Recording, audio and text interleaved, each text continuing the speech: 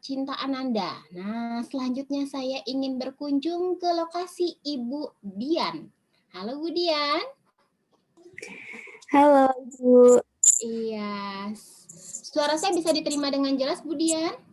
Bisa diterima dengan jelas Ibu. Baik. Bu Dian, apa kabarnya? Alhamdulillah, tetap semangat dan terus belajar. Iya, sudah lama ya kita tidak berinteraksi ya Bu Dian ya? Minggu kemarin interaksi Bu. Interaksi juga ya? Iya. Oke, baik. Berarti kemarin sudah hadir. Saya minta bantuannya dari Bu Dian untuk menyemangati teman-temannya dengan tepuk semangat. Silakan Bu Dian. Ayo teman-teman semuanya, sebelum memulai acara kita tepuk semangat terlebih dahulu ya. 1, 2, 3. Aduh. Ibu maaf. Ya, tidak apa-apa. Bu Dian, nanti kita berinteraksi lagi ya, babynya nangis. Baik, saya ingin berkunjung ke lokasi Ibu Neva Rama Cahyaningrum. Apakah bisa mendengar suara saya, Ibu Neva? Bisa, Ibu. Iya, Ibu Neva, bisa minta bantuannya untuk memberikan semangat kepada rekan-rekan semuanya dengan tepuk semangat? Bisa, Ibu. Ya, silakan. Mari kawan-kawan, sebelum kita mulai acara, kita tepuk semangat dulu. 1, 2, 3. Tepuk semangat. Semangat. Semangat. Terima kasih, Ibu Neva. Sama-sama, Bu. Iya, baik. Selanjutnya saya ingin dari rekan-rekan pembahasan minggu kemarin kita membahas mengenai bagan kurikulum ya, kurikulum baca.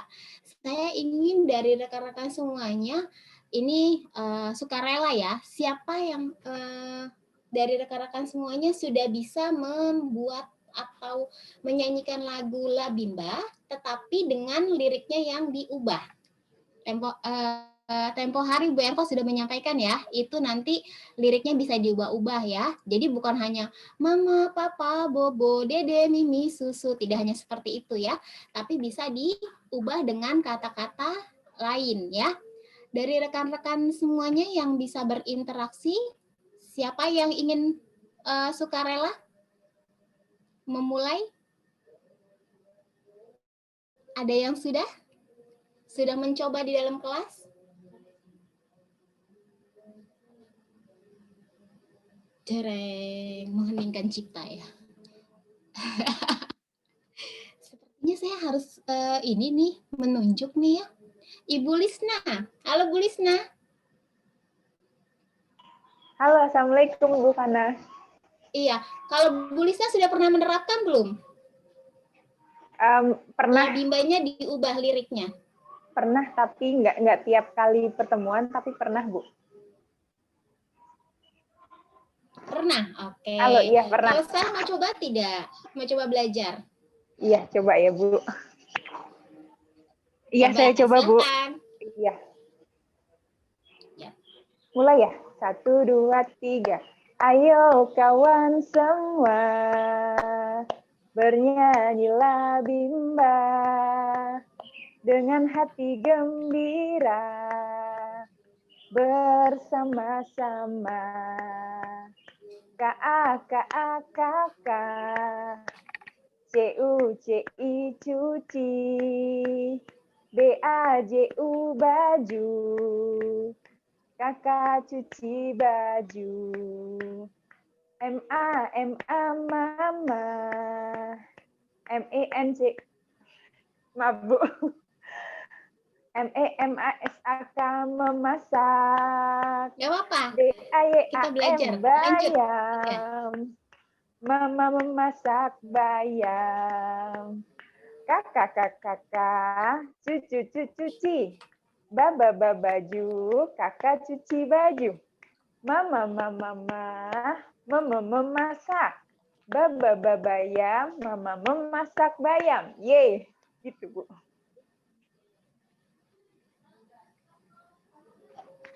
Halo Bu Fana.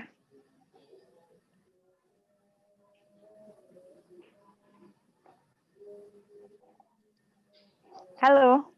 Ya, Bu Lisna, suaranya bisa Iya, terdengar dengan baik, Bu Lisna. Mungkin Bu iya. Fana sedang ada gangguan jaringan ya. Iya, Iya. terima kasih Bu Erva. Baik, terima kasih Bu Lisna. Kita kasih tepuk tangan dulu yuk untuk Ibu Kembali. Lisna yang sudah memimpin menyanyikan lagu Labimba. Yeay! Yes, wow. Wah, tadi luar biasa ya Bu Lisna tadi sudah pandu memimpin lagu Bimba dengan divariasikan pada bagian refnya ya. Kakak cuci baju, mama memasak bayam. Nah, ini nanti bisa teman-teman bisa teman-teman variasikan lagi ya. Kita bisa ajak atau masukkan nama anaknya atau mungkin kita bisa buat secara umum misalnya saya suka baca. Wah, kalimat-kalimat yang positif begitu ya. Saya suka baca buku gitu. Terus saya anak baik misalnya gitu kan.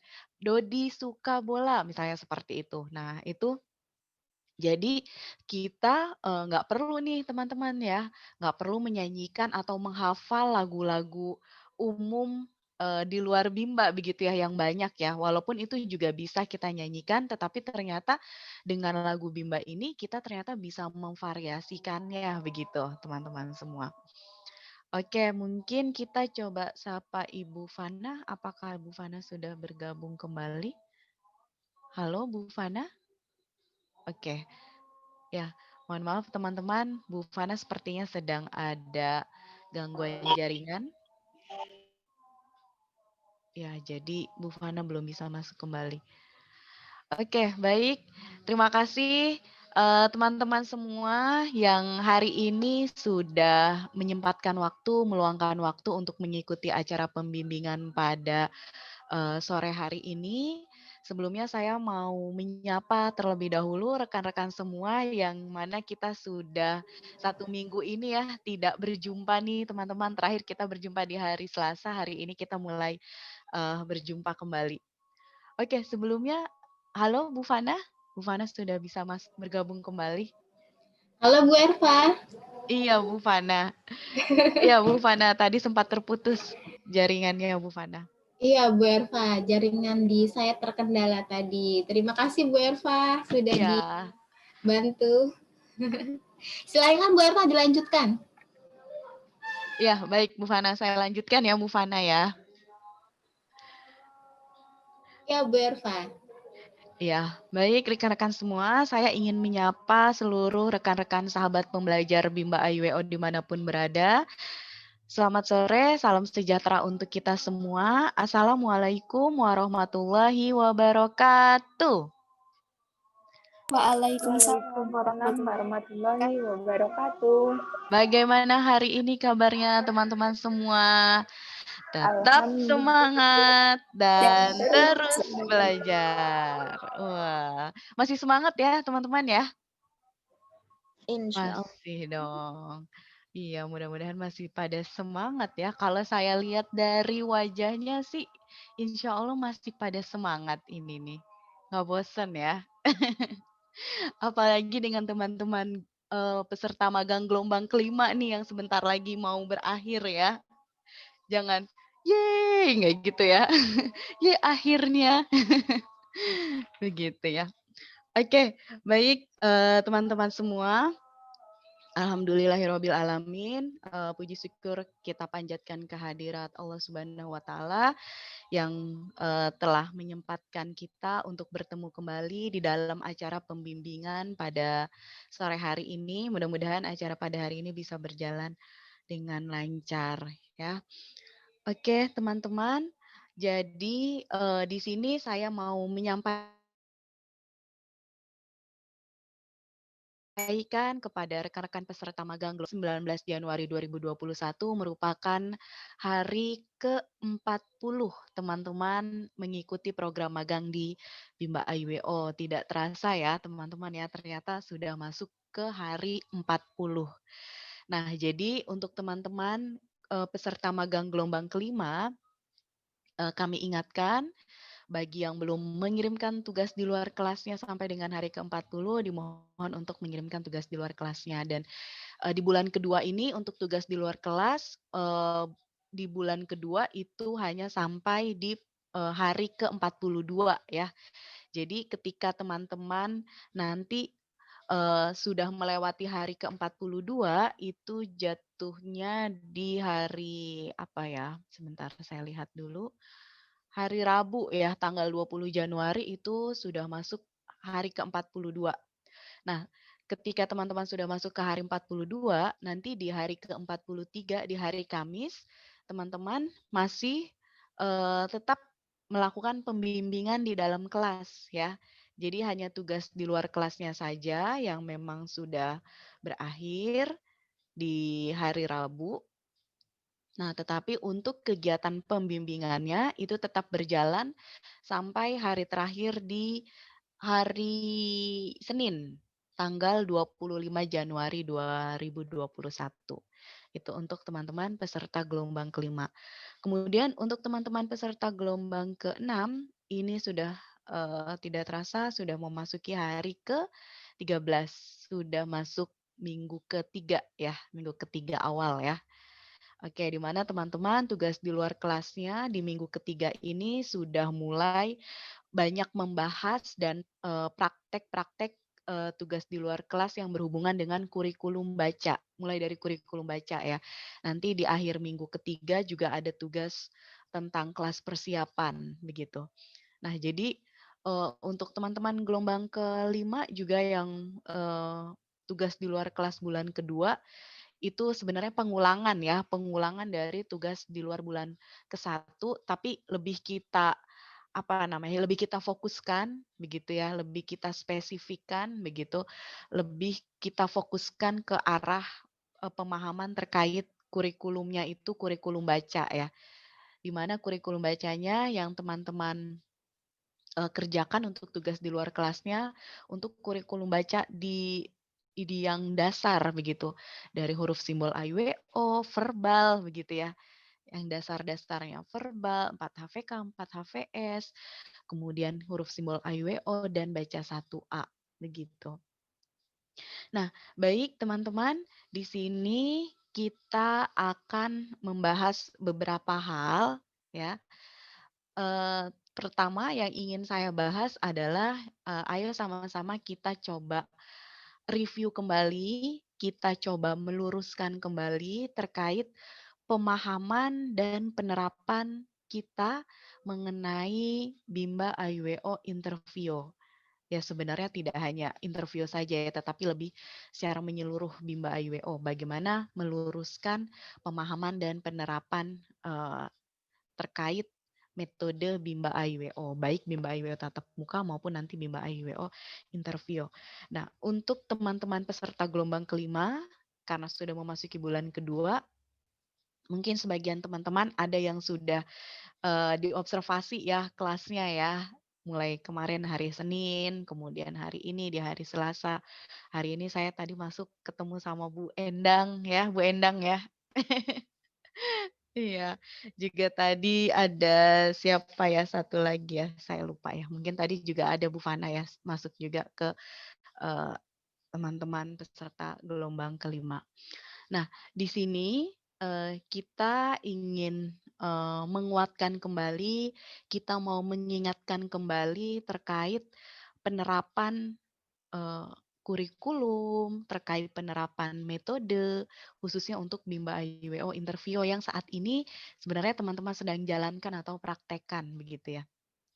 Nah, jadi berdasarkan pengamatan yang kita lakukan begitu ya, tentunya kita selama kita menjalani hidup begitu ya, sepertinya memang kita tidak akan pernah yang namanya mencapai kesempurnaan gitu ya, karena kesempurnaan itu hanya hanya milik Tuhan begitu ya. Tetapi kita selalu berupaya begitu ya untuk memberikan yang terbaik, untuk selalu menjalankan yang terbaik, berupaya untuk ke arah yang sempurna walaupun nggak akan pernah sempurna begitu ya teman-teman ya.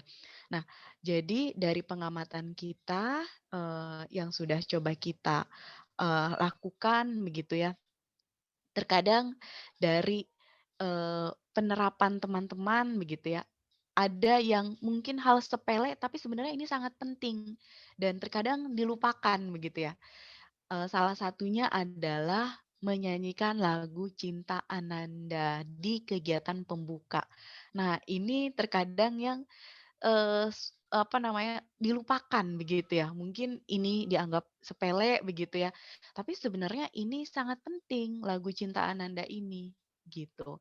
Jadi untuk teman-teman semua ya, ketika teman-teman nantinya sudah bergabung sebagai relawan Bimba, jangan jangan pernah dilupakan nih untuk menyanyikan salah satu lagu wajib Bimba, yaitu lagu Cinta Ananda. Karena ini maknanya sangat dalam dan punya tujuan yang sangat penting, di mana dengan lagu Cinta Ananda ini kita ingin mensosialisasikan pentingnya mengembangkan minat baca, pentingnya menjadi pembelajar kepada orang tua murid.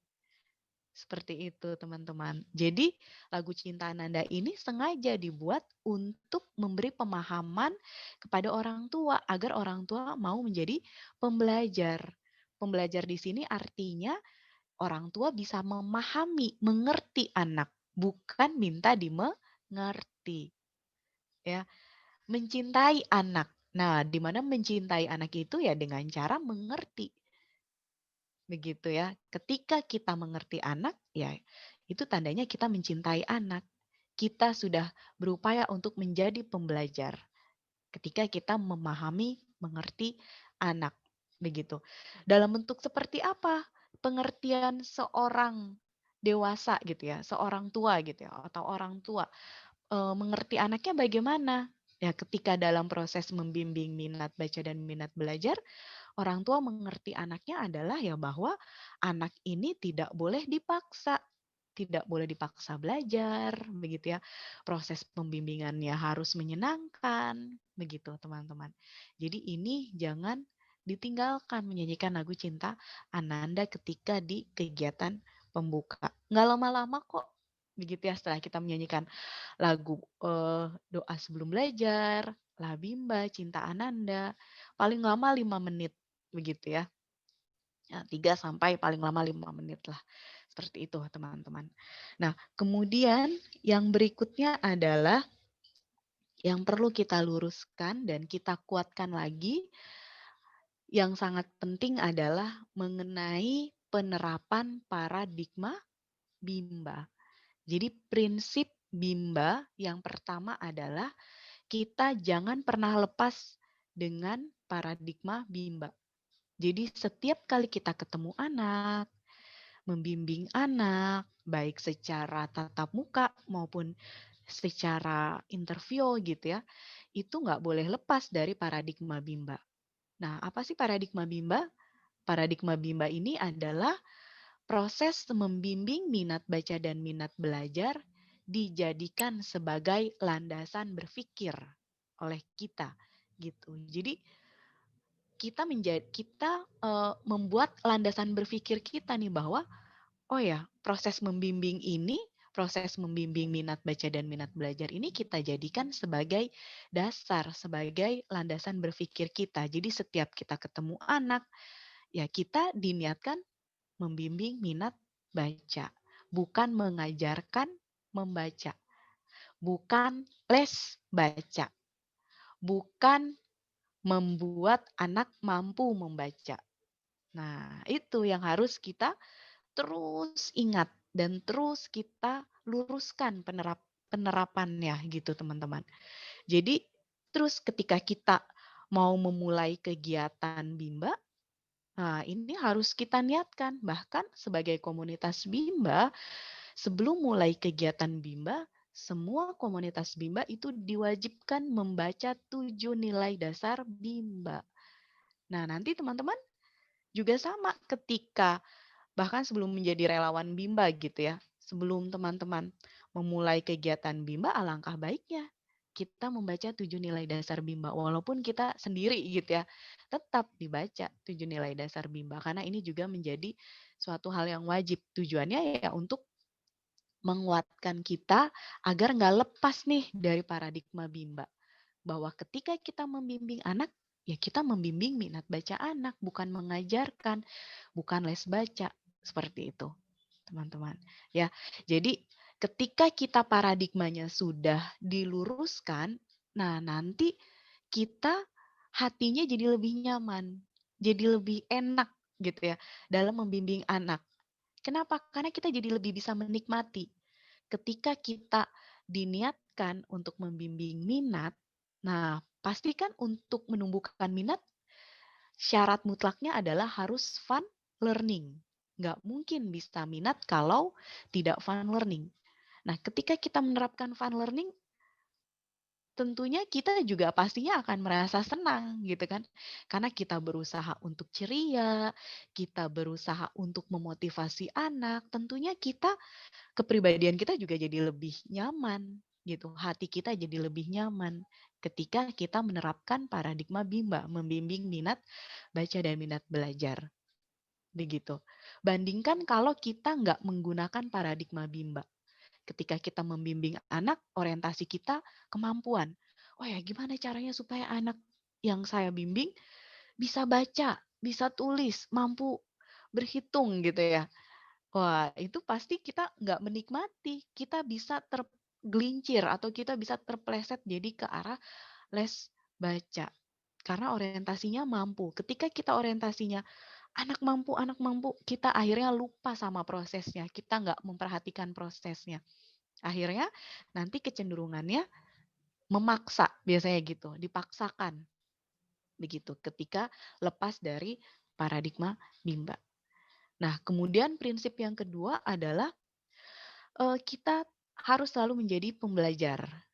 Nah, jadi prinsip Bimba yang harus terus kita kuatkan adalah kita harus selalu menjadi pembelajar. Apa pembelajar itu? Yaitu seseorang yang senantiasa selalu berupaya untuk memperbaiki diri, tidak menyalahkan orang lain, begitu ya. Kemudian selalu introspeksi diri, tidak minta dimengerti, tetapi kita mengerti. Nah, dalam prosesnya kita sebagai seorang motivator, sebenarnya kita banyak sekali manfaat yang bisa kita dapat. Salah satunya sebenarnya dengan konsep Bimba, kita dilatih mau tidak mau untuk jadi pembelajar. Lewat apa? Lewat kita diwajibkan untuk mengerti anak. Nah, di situ sebenarnya kita dilatih, teman-teman, gitu kan? Dilatih untuk menjadi pembelajar, begitu. Dengan cara kita berupaya untuk mengerti anak, seperti itu. Mohon maaf sebelumnya.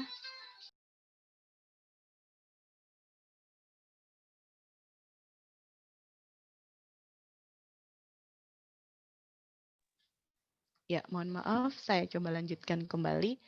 Nah, jadi yang kedua, ya kita diarahkan untuk menjadi pembelajar.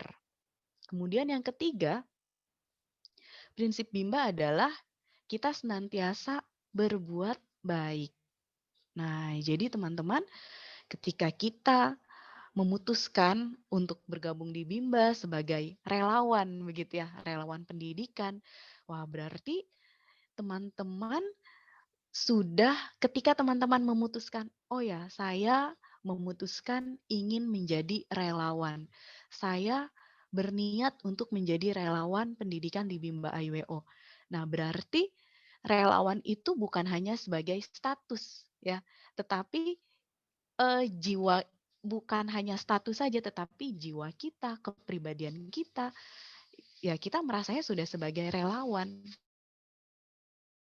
Artinya apa sih relawan itu? Nah, relawan ini kan artinya adalah seseorang yang rela dengan ikhlas, begitu ya, untuk berbuat baik yang memang dibutuhkan tanpa mengharap imbalan, begitu ya, tanpa mengharapkan apapun, ikhlas, namanya rela gitu ya, relawan, begitu.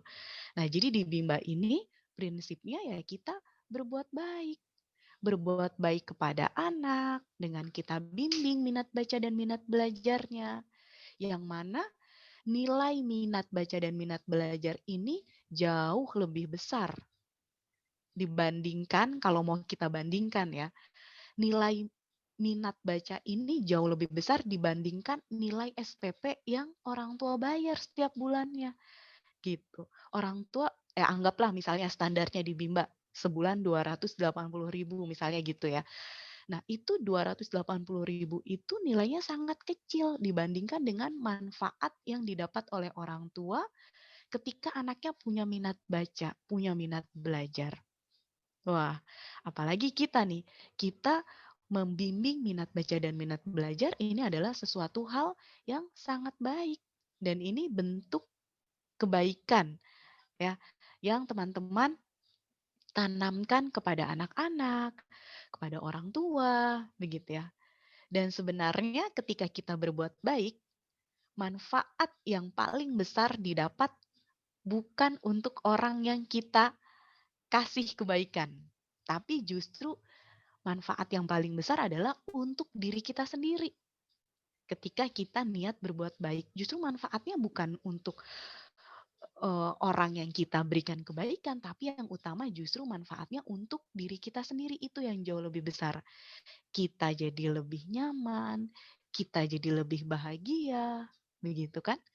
Coba kalau kita niatnya cuma mau mendapatkan, pasti teman-teman stres deh, gitu. Tapi ketika kita niatnya berbuat baik, kita memberi, wah itu jadi lebih nyaman, lebih bahagia.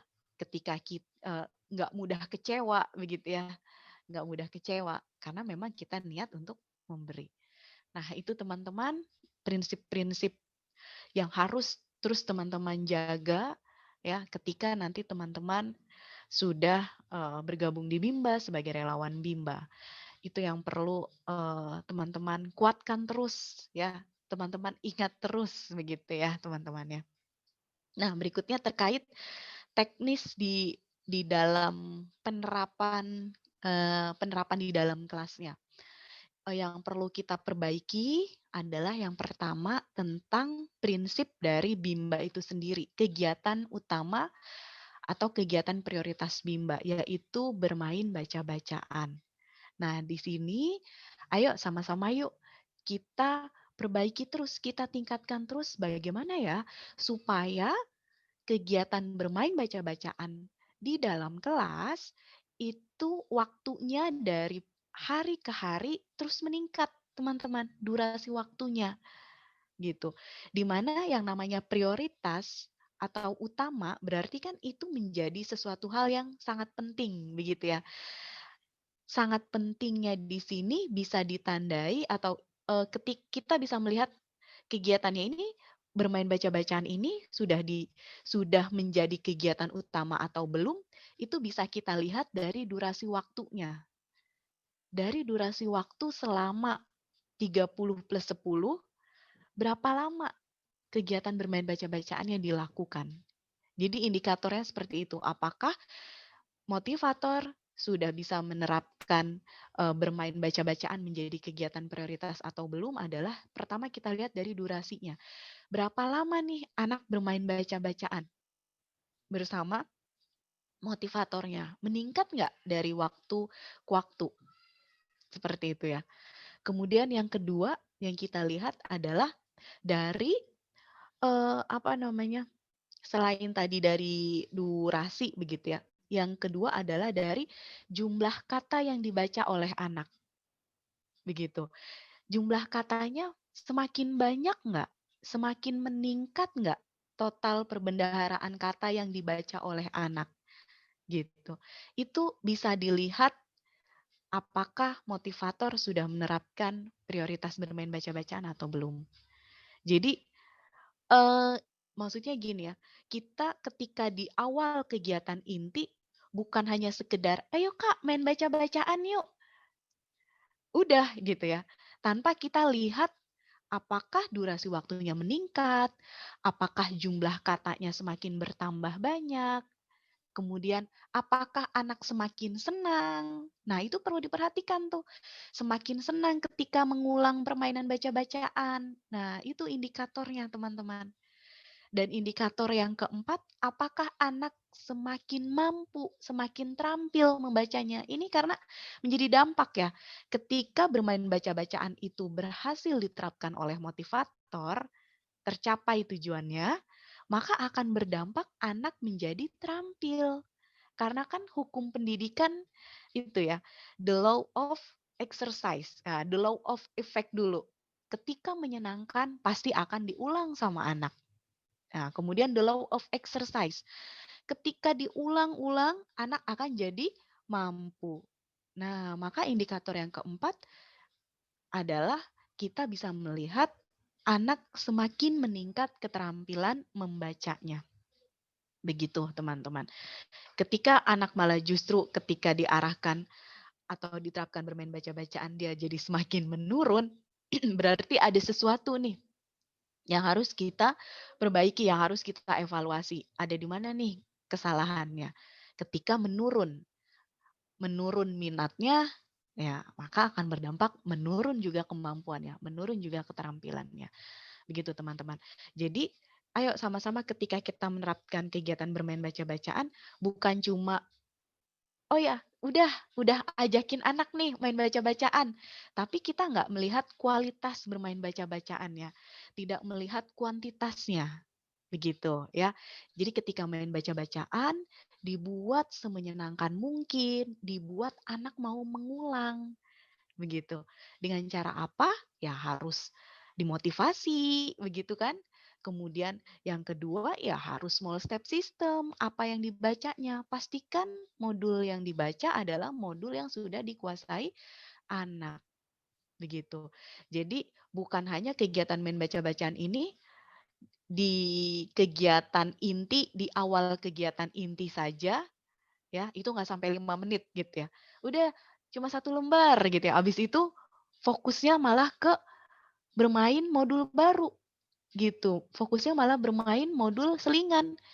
Modul matematikanya lebih lama dimainkannya sampai selesai gitu ya. Bukan berarti nggak boleh, boleh. Tapi sebenarnya modul selingan ini namanya selingan ya nggak perlu lama-lama waktunya. Seperti itu ya. Kemudian kegiatan bermain baca-bacaannya baru mulai diulang lagi ketika di akhir kegiatan inti, mau kegiatan penutup itu baru diulang lagi. Nah, berarti kalau seperti itu belum menjadikan kegiatan bermain baca-bacaan ini menjadi prioritas. Nah, kalau sudah dijadikan prioritas itu bisa kita lihat dari intensitasnya, dari durasi waktunya, seperti itu. Nah, penerapan bermain baca-bacaan ini erat kaitannya dengan penerapan teori bandul ya, dengan penerapan teori jam bandul, teman-teman. Jadi teori jam bandul ini adalah berhubungan erat juga dengan yang namanya variation skill ya, kemampuan dasar yang harus dimiliki oleh motivator untuk memvariasikan aspek belajar dengan kegiatan belajar di mana motivator memprioritaskan kegiatan bermain baca-bacaan menjadi kegiatan utama. Jadi kalau kita asumsikan ya, bandul itu ya, jam bandul ibaratnya teman-teman pernah lihat ini kan jam yang apa namanya, yang ada bandulnya ya, yang ada bandulnya di tengah begitu ya. Biasanya kalau di film-film kartun gitu ya, tiap kalau film Cinderella gitu kan, jam 12 malam berbunyi ting tong gitu ya. Nah, itu kan jam bandul ya. Nah, kalau seperti itu kan namanya bandul, dia pasti eh, titiknya ada di tengah, begitu kan? Jadi di tengah ini yang menjadi titik tumpunya, ada di tengah, di mana yang di bagian tengah ini menjadi kegiatan utama, yaitu kegiatan membaca. Nah, jadi ketika bandul ini bergerak ya dari tengah begitu ya ke kiri, nah kemudian pasti dia akan balik lagi ke tengah, baru ke kanan, ke tengah lagi, ke kiri lagi, ke tengah lagi, ke kanan lagi, ke tengah lagi. Artinya titik tumpunya ini ada di tengah. Yang mana kegiatan yang ada di tengah ini adalah yang menjadi prioritas yaitu kegiatan bermain baca-bacaan. Nah, jadi untuk itu ketika bermain baca-bacaan bisa kita selingi dengan kegiatan yang lain. Jadi setelah di tengah misalnya kita ke kiri nih bermain modul menulis begitu ya. Nanti balik lagi ke tengah lagi sesuai dengan prinsip bandul gitu ya. Teori bandul pasti dari tengah dari kiri balik lagi ke tengah gitu kan. Ulang lagi main baca-bacaannya. Kemudian variasikan dengan kegiatan selingan yang lain. Bisa dengan berhitung gitu ya. Bu, kan habis dari main baca-bacaan kok berhitung, itu nggak variasan skill dong. Nah, mungkin ada yang berpikir seperti itu ya.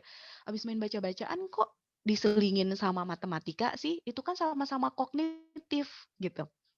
Nah, jadi sebenarnya prinsip dari variation skill itu kita juga harus lihat lagi nih kondisi anaknya, afeksi anaknya. Selama anaknya itu senang, selama anaknya nyaman, itu tetap bisa kita berikan gitu ya. Jadi misalnya dari membaca, kita mau kasih ke matematika. Selama anaknya kita lihat afeksinya senang, menikmati, itu nggak masalah. Tapi ketika kita lihat, oh afeksinya kok nggak menyenangkan ya, anaknya kok mulai cemberut-cemberut, nggak mau, ya berarti jangan dikasih ke modul matematika, selingannya dengan kegiatan yang lain. Bisa dengan dialog, bisa dengan nyanyi, misalnya gitu, atau cerita, atau mungkin misalnya yang berhubungan dengan psikomotorik, mewarnai atau menulis. Setelah itu baru balik lagi gitu ya, ke baca-bacaan lagi gitu. Atau baru misalnya kita habis dari diselingi dengan kegiatan afeksinya, kita mau bermain modul matematika, boleh. Begitu teman-teman ya.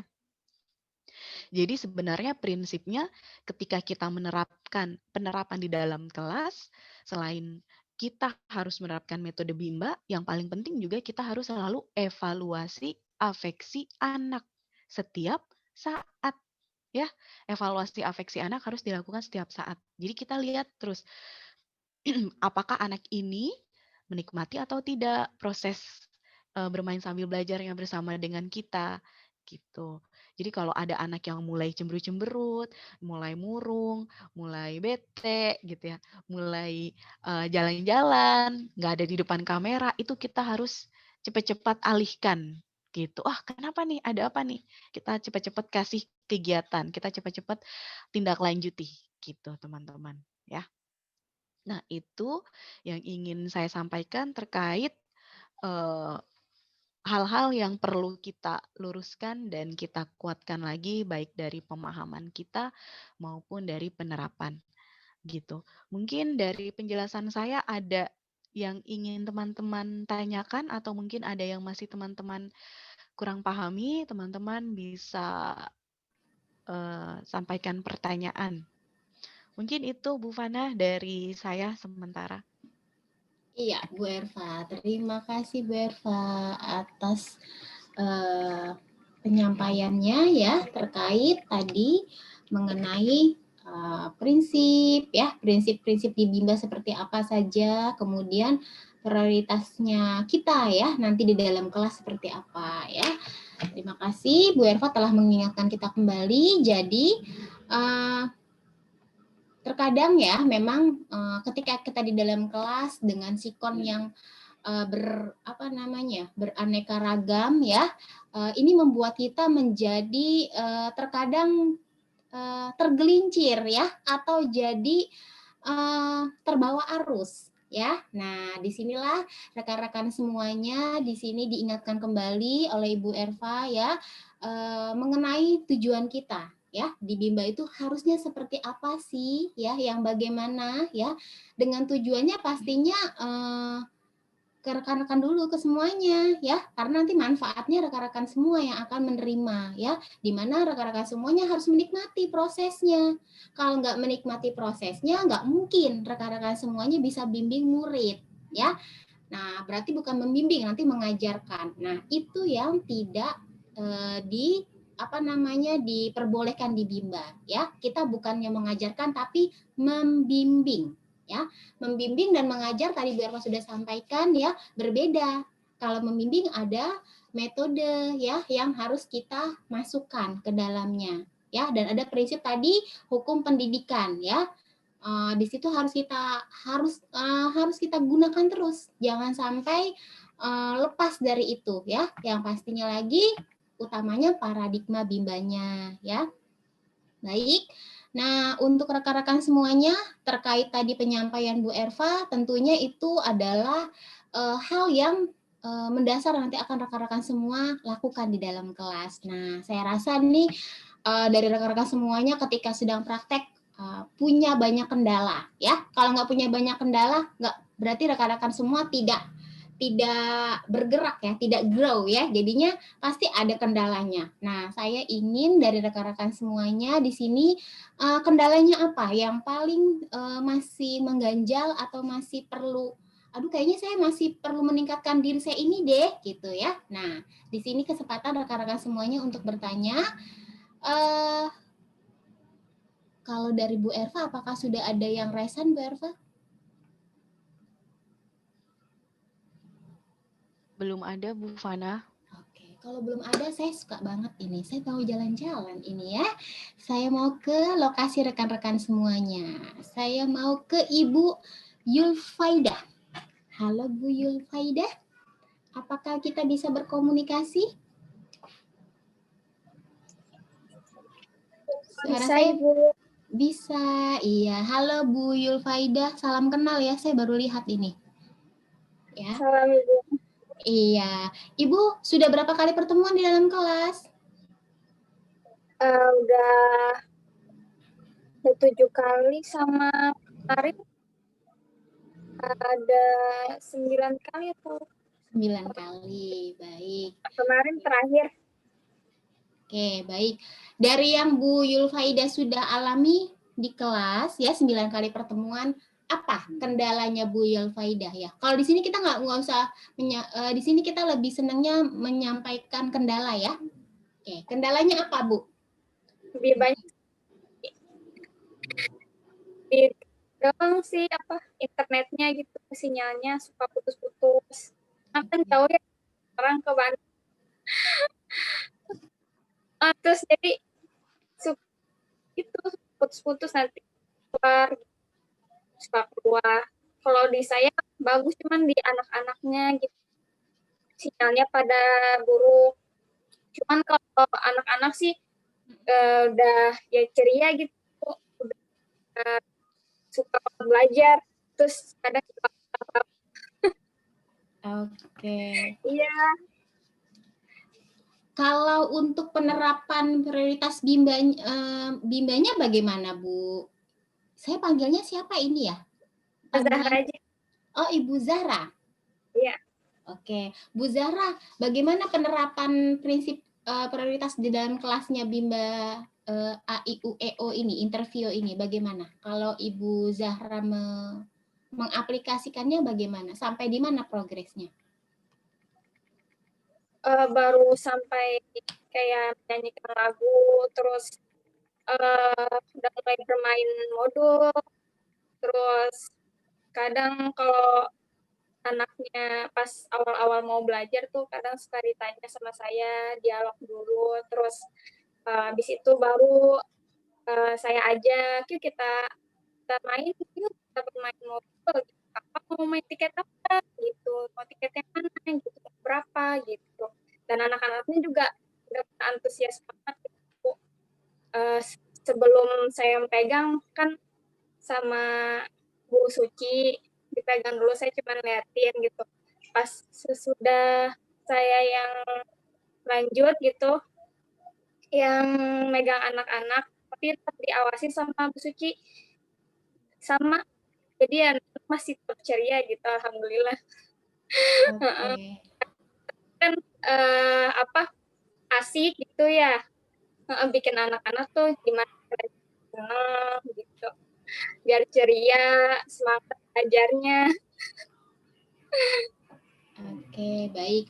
Jadi nanti Ibu belum full ya, pegang dari awal sampai akhir ya? Iya, belum full. Oke, baik. Ya, nanti pertemuan berikutnya Ibu akan diberikan kesempatan untuk membimbing dari awal sampai akhir ya. Jadi ya bekal tadi yang sudah disampaikan oleh Bu Erva ya diterapkan dan itu akan jadi ilmu buat Ibu ya di pembimbingan berikutnya. Baik, terima kasih Ibu Zahra. Kita kasih aplaus buat Ibu Zahra. Yeay. Yes. Wow, baik. Selanjutnya saya ingin berkunjung ke Ibu. Di sini ada Ibu Tri Rahayu. Halo Ibu Tri Rahayu. Bisa mendengar suara saya? Ibu. Ya, suara saya bisa diterima dengan jelas tidak, Bu? Bu Tri Rahayu? Bisa diterima dengan jelas, Ibu. Oke, baik. Terima kasih. Ibu Tri, sampai pertemuan hari ini, sudah berapa kali pertemuan ini? 16 kali, Bu.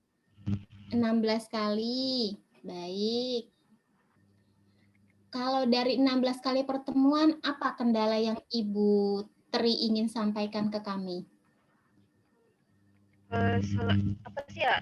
Tadi kayak yang Ibu tadi bilang, kendalanya paling dari sinyalnya, Bu. Sinyal internetnya tuh kadang suka putus-putus. Kadang kalau misalkan lewat Zoom, suka keluar masuk terus. Nah, jadi biasanya oleh mentor saya suka dialihkan ke WhatsApp gitu, untuk biar nggak terlalu berkendala banget. Jadi kalau di WhatsApp masih bisa, Bu, chat. Tapi kalau misalkan untuk di Zoom itu sinyalnya benar-benar susah banget gitu. Kadang-kadang baik nanti kadang-kadang dari sayanya, kalau enggak dari anak-anaknya gitu, Bu. Tapi kalau untuk kegiatannya mah alhamdulillah, Bu, semuanya ceria semua sih, pada semangat gitu. Oke, kalau anak-anaknya sudah semangat, sudah ceria. Nah, bagaimana nih dengan Ibu Tri? Penerapan pembimbingannya kan sudah mulai dari awal sampai akhir ya, dibimbing oleh Ibu ya. Iya. Bagaimana dengan penerapan prioritas Bimba, yaitu bermain baca-bacaannya? Bagaimana? Apa kendalanya? Kendalanya sih paling ini ya, ada satu orang murid saya itu anaknya kemudian, Bu, gitu. Paling kadang-kadang nanti kalau misalkan yang satu sudah sampai baca-bacaan gitu, baca-bacaannya sudah mau rapi, tapi yang satunya lagi kan namanya Janu, yang kemudian, nah, tapi dia masih bermain tulis gitu. Kadang-kadang tulisnya masih suka lama. Nah, cuman saya ini, Bu, saya kemarin belajar dari mentor saya, Ibu Dian. Jadi misalkan anaknya itu lama nulisnya, bisa kita alihkan dulu. Misalkan Janu nih nulisnya udah selesai belum gitu. Kalau misalkan masih lama, nggak apa-apa, jangan semampunya Janu aja, nggak usah sekaligus gitu. Kita bermain baca-bacaannya lagi yuk gitu. Biasanya saya suka ajarkan lagi untuk baca-bacaan yang diprioritaskan gitu, Bu. Oke. Yang disampaikan tadi oleh Ibu Erva ya, mengenai bermain baca-bacaan dengan penerapan Ibu di dalam kelas, ada persamaan tidak? Atau ada yang sama atau ada yang belum diterapkan? Bagaimana? Bu Tri bisa mengevaluasi? Alhamdulillah sih sepertinya sudah semua, Bu. Soalnya juga setiap habis bimbingan saya suka belajar lagi gitu, suka sama mentor saya, Ibu, apa saya hari ini cara bimbingnya bagaimana gitu. Saya masih sering belajar. Alhamdulillah sih, emang pertama-tama saya masih suka banyak kendalanya, Bu, mulai dari saya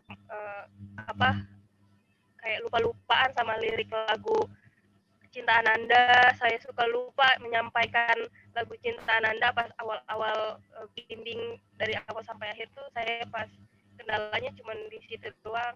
Terus saya masih suka bingung gitu, kalau misalkan yang satu anak nih udah rapi bermain baca-bacaannya, semua modulnya sudah rapi, nah yang satu lagi ini belum. Saya belum tahu nih kendalanya, cara menyelesaikan kendalanya itu gimana gitu.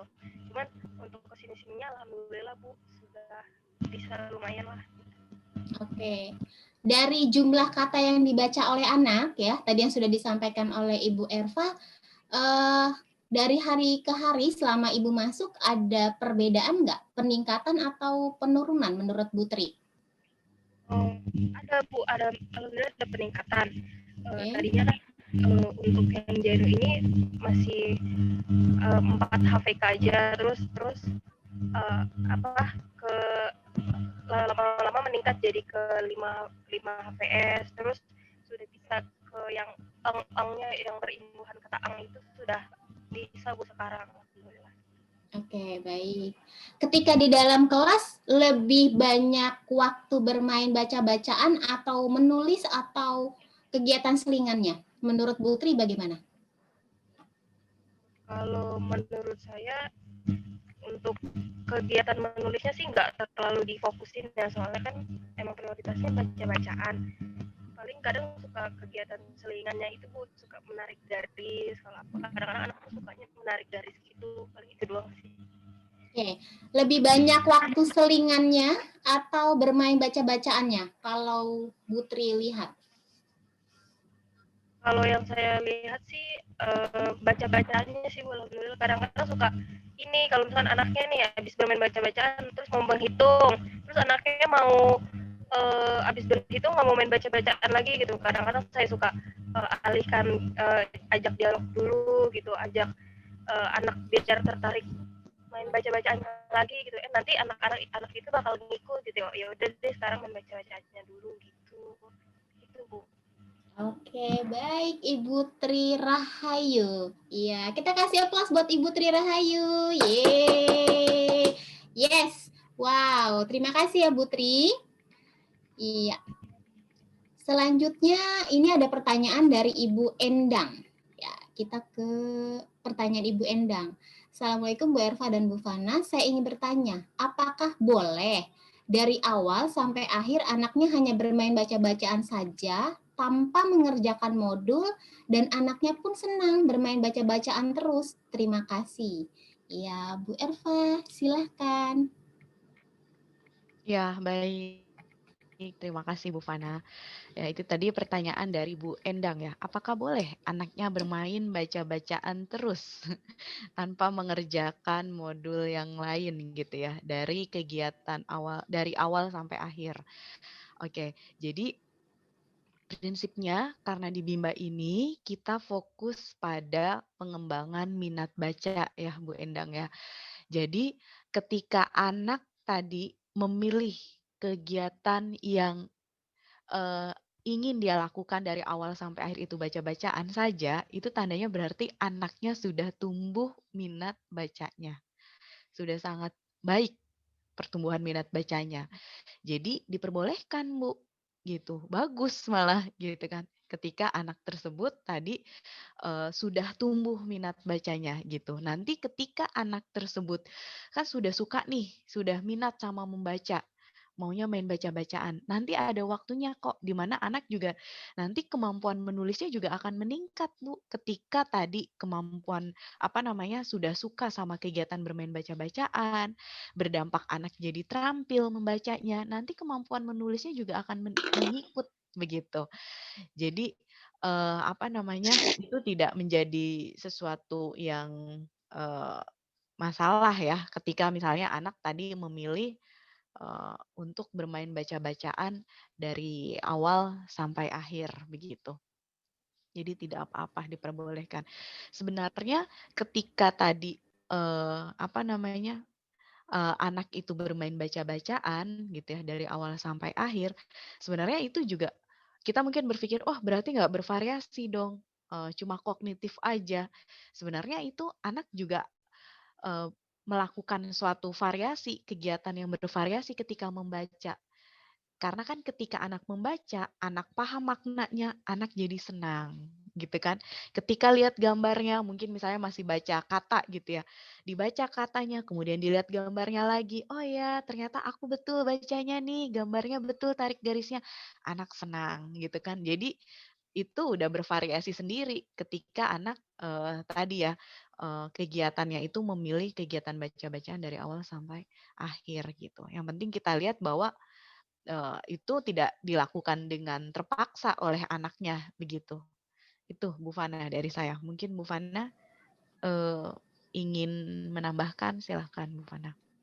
Iya, Bu Erva, terima kasih atas jawabannya. Jadi, ketika anak-anak itu memilih kegiatan bermain baca-bacaan dari awal sampai akhir, itu menandakan minat bacanya sudah bagus ya, sudah meningkat pesat ya Bu Erva ya. Artinya dia sudah tahu, oh kegiatan yang menyenangkan ini loh, yang seru ini ya. Jadi dia sudah memilih sendiri. Karena memang kita fokusnya ke pembimbingan minat baca, ya pastinya kalau kita bimbing ya minat bacanya akan meningkat otomatis ya. Nah, mereka akan memilih sendiri kegiatan yang menyenangkan, yaitu kegiatan bermain baca-bacaan. Ya, jadi di sini untuk murid, untuk yang mungkin muridnya Bu Endang ya, yang Bu Endang masuki, berarti dia sudah bagus sekali Bu Endang muridnya ya. Tinggal dari orang dewasanya, yaitu dari motivatornya, dari mentornya yang memberikan reward sehingga dia akan menjadi minatnya meningkat kembali ya, terus meningkat ya sampai bukannya turun ya, tapi malah terus naik. Nah, itu namanya minat ya, seperti itu. Baik Bu Erva. Tadi terkait penyampaian Ibu Tri Rahayu, kalau Bu Erva tanggapi bagaimana Bu Erva untuk penerapan Bu Tri Rahayu? Apa yang perlu ditingkatkan? Ya, baik Bu Fana. Kalau yang tadi sudah disampaikan oleh Bu Tri ya, di awal-awal mungkin ada kendala gitu ya.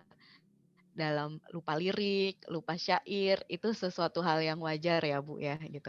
Jadi boleh kok kita nanti ketika kita pembimbingan kalau kita masih lupa, ya udah dicatat, taruh aja depan handphone gitu kan, atau kita baca gitu kan. Itu dan sepertinya memang kita harus banyak latihan begitu untuk keterampilan bernyanyi, berdialog, bercerita itu nggak ada cara lain kecuali jam terbangnya harus semakin ditingkatkan, harus latihan terus begitu.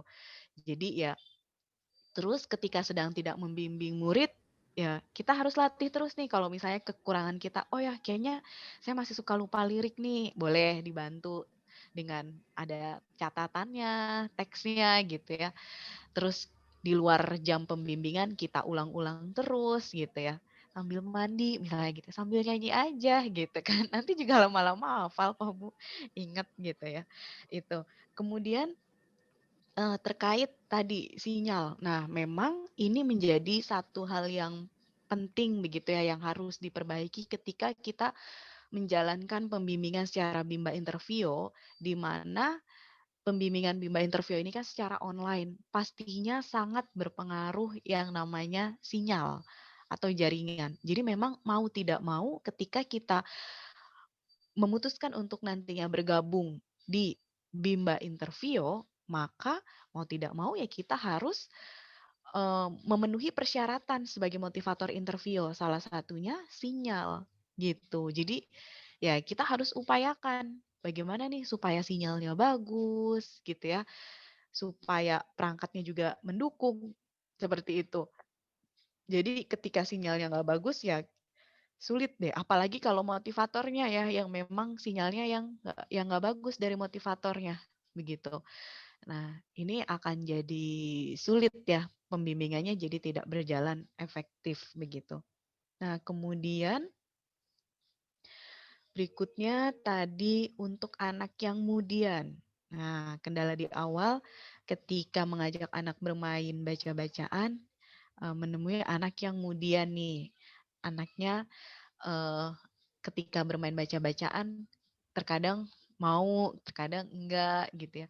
Nah, jadi coba kita lihat lagi nih, kita cari cari penyebabnya. Kenapa ya anaknya kok mudian nih? Kita coba evaluasi apakah modul bacanya yang akan dibaca ketika bermain baca-bacaan itu modul baca yang sudah dikuasai atau belum. Biasanya anak-anak itu dia menolak atau dia nggak semangat, nggak tertarik untuk diajak main baca-bacaan ketika materi bacaannya nggak bertahap, ketika nggak small step system, ketika materi bacaannya itu ketinggian begitu. Sama seperti kita gitu kan, ketika kita disuruh melakukan satu kegiatan kita nggak mampu, ini baca, ngerjain tugas, dikasihnya setumpuk ini. Wah, pasti kita udah males duluan kan, udah nggak semangat, langsung moody kita gitu kan. Sama anak-anak juga gitu. Jadi harus dipastikan dulu nih, sudah sesuai belum sih tahapannya? Ketika memang belum sesuai, maka jangan ragu-ragu untuk menurunkan modulnya, untuk menurunkan tahapan modul bacanya anak gitu. Bu, nggak ada Bu, modulnya udah hilang. Kasih gitu ya. Kita berikan modul yang sebelumnya gitu ya, untuk dimainkan sama anak, ditarik garis gitu. Dan jangan dihilangkan modulnya itu. Disimpan di kotak permainan kata supaya nanti bisa diulang, dibaca ulang lagi, dibuat permainan baca-bacaan. Begitu sih. Kemudian selain tadi dievaluasi kemampuannya ya, tahapan modul membacanya, yang kedua ya terus dikasih motivasi gitu. Kasih motivasi ketika bermain baca-bacaan, sebelum main baca-bacaan kasih motivasi, ketika bermain baca-bacaan, dan setelah selesai main baca-bacaan kasih motivasi. Wah, Kakak Janu, ini udah rajin ya, ternyata bacanya banyak ya Kakak ya. Bu Guru nggak nyangka ternyata Kakak Janu udah bisa loh bacanya, udah lancar. Wah, nanti kita ulang lagi ya Kak main baca-bacaannya. Supaya tambah lancar bacanya Kak, tambah rajin Kakak Janu. Begitu. Mungkin itu Bu Fanah yang bisa saya tanggapi dari apa yang disampaikan oleh Ibu Tri. Iya, baik Bu Erva. Eh, ini Bu Erva, ada yang ingin saya tanyakan. Mungkin untuk rekan-rekan semuanya. Ketika pembimbingan di kelas ya Bu Erva, kan kita mengarahkan anak-anak untuk bermain baca-bacaan nih Bu Erva ya. Nah, ayo kita main baca-bacaan gitu. Nah, seberapa penting sih kita dalam mengevaluasi afeksinya anak nih Bu Erva? Ketika kita mau mengajak nih ya, untuk mengevaluasi afeksinya itu seperti apa dan waktunya kapan gitu Bu Erva? Ketika kita ngajak itu ada muatannya nggak sih dimasukin, harus evaluasinya kayak gimana gitu? Silakan Bu Erva. Iya, baik Bu Fana. Nah, jadi ketika kita tadi yang Bu Fana tanyakan ya, ketika bermain baca-bacaan, seberapa penting sih kita mengevaluasi afeksi anak? Itu sangat penting sekali. Bahkan proses atau kegiatan mengevaluasi afeksi anak ini sebenarnya tidak hanya dilakukan ketika bermain baca-bacaan, tetapi sepanjang proses bermain sambil belajar itu harus terus dilakukan evaluasi afeksi anak.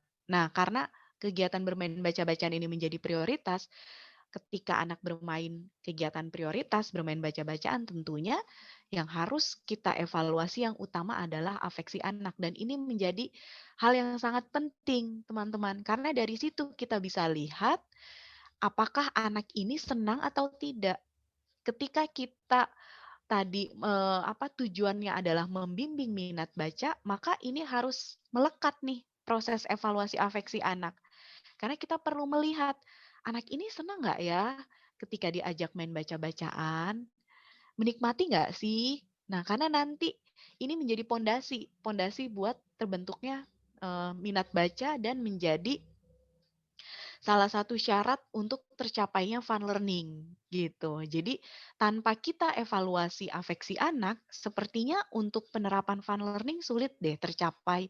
Karena kita main terobos aja gitu kan tanpa kita lihat afeksi anak.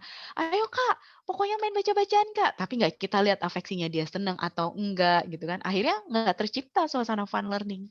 Begitu Bu Fana. Jadi sangat penting Bu Fana.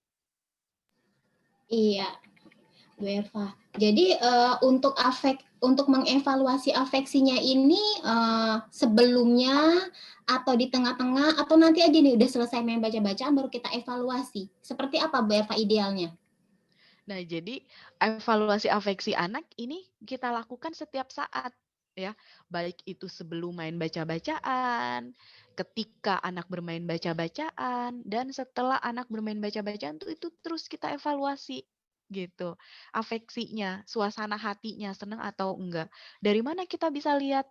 Dari ekspresi anak gitu ya.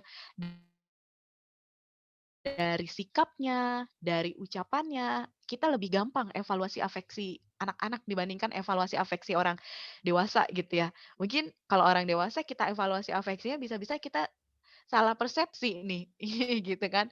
Iya iya, padahal enggak gitu kan. Tapi kalau anak-anak mereka kan jujur gitu ya, ketika mereka nggak suka ya mereka akan tunjukkan. Ketika mereka bete, bosen ya mungkin ya mereka sikapnya dia langsung ninggalin handphone gitu kan, pergi jalan-jalan gitu, atau pura-pura ambil minum, "Bu, aku mau ambil minum ya," padahal bete lagi bosen gitu. Begitu Bu Fana. Jadi setiap saat kita evaluasi afeksi anaknya. Begitu. Iya, baik. Terima kasih Bu Erva atas penguatannya. Ya, jadi untuk rekan-rekan semuanya ya, memang bermain baca-bacaan adalah prioritas utama ya. Tetapi ada hal yang mendasar yang harus kita lakukan, yaitu sebelum mengajak anak-anak berkegiatan, kita harus evaluasi dulu nih afeksinya nih. Anaknya senang nggak ya? Ya, tadi seperti Bu Erva bilang jangan asal terobos aja ya. Ya, yang penting target saya tercapai nih hari ini main ini. Nggak lihat nih anaknya lagi cemberut, ya, atau anaknya lagi lemes, atau mungkin juga anaknya memang sedang ini tidak semangat. Nah, itu yang kita harus perhatikan, ya, itu sangat penting sekali. Kenapa? Karena dengan seperti itu akan tercapai tadi fun learning-nya, karena semuanya berkaitan. Ya, rekan-rekan semuanya. Itu yang perlu sama-sama kita perhatikan ketika membimbing minat baca dan belajar anak ya.